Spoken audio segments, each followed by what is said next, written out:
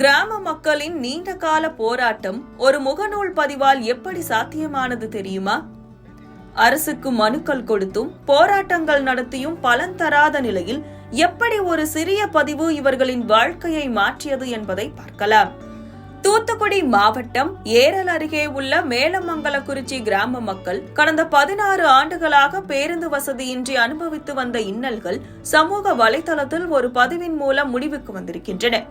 மங்களபுரம், மங்களக்குறிச்சி, சிவராம மங்கலம் மற்றும் நவ திருப்பதி கோவில்களில் ஒன்றான இரட்டை திருப்பதி கோவில் போன்ற பகுதிகளால் சூழப்பட்ட மேலமங்கலக்குறிச்சி கிராமத்திலிருந்து நூற்றுக்கணக்கான பள்ளி கல்லூரி மாணவர்கள் அன்றாடம் கல்வி நிலையங்களுக்கு சென்று வருகின்றனர். அத்தியாவசிய தேவைகளுக்காகவும் வெளியூர்களுக்கு செல்லவும் அருகில் உள்ள ஏரல் மற்றும் ஸ்ரீவைகுண்டம் போன்ற நகரங்களுக்கு செல்வதில் கிராம மக்கள் பெரும் சிரமங்களை எதிர்கொண்டு வந்தனர். கடந்த 16 ஆண்டுகளாக தொடர்ந்த இந்த பேருந்து வசதியின்மை அவர்களின் அன்றாட வாழ்க்கையை பெரிதும் பாதித்தது.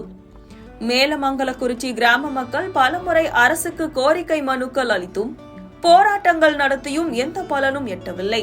இச்சூழலில் மேலமங்கலக்குறிச்சி கிராம மக்கள் இயக்கம் என்ற பெயரில் ஒரு முகநூல் பக்கத்தை தொடங்கி தங்கள் கிராமத்தின் பேருந்து வசதியின்மையை படம் பிடித்து பதிவிட்டனர். மேலமங்கலக்குறிச்சி கிராம மக்களின் முகநூல் பதிவை கண்ட ஆத்தூரைச் சேர்ந்த ஒரு தனியார் மினி பேருந்து உரிமையாளர் அவர்களை தொடர்பு கொண்டு பேருந்து வசதியை ஏற்படுத்தி தருவதாக உறுதியளித்தார். அதன்படி ஆத்தூரிலிருந்து ஏரல், மங்களக்குறிச்சி, மேலமங்கலக்குறிச்சி, மங்களபுரம், சிவராமங்கலம், இரட்டை திருப்பதி, நலங்குடி உள்ளிட்ட கிராமங்களை இணைத்து ஸ்ரீவைகுண்டம் வரை செல்லும் ஒரு புதிய மினி பேருந்து சேவையை அவர் தொடங்கினார். நீண்ட காலமாக பேருந்து வசதிக்காக காத்திருந்த கிராம மக்களுக்கு இந்த செய்தி பெரும் மகிழ்ச்சியை அளித்தது. தங்கள் பகுதிக்கு முதன்முறையாக பேருந்து வந்தவுடன் கிராம மக்கள் ஆரத்தி எடுத்து மலர் தூவி உற்சாகமாக வரவேற்றனர். சமூக வலைதளம் மூலமாக தங்கள் பிரச்சினைக்கு ஒரு நிரந்தர தீர்வு கிடைத்திருப்பது அப்பகுதி மக்கள் மத்தியில் பெரும் மகிழ்ச்சியை ஏற்படுத்தியுள்ளது.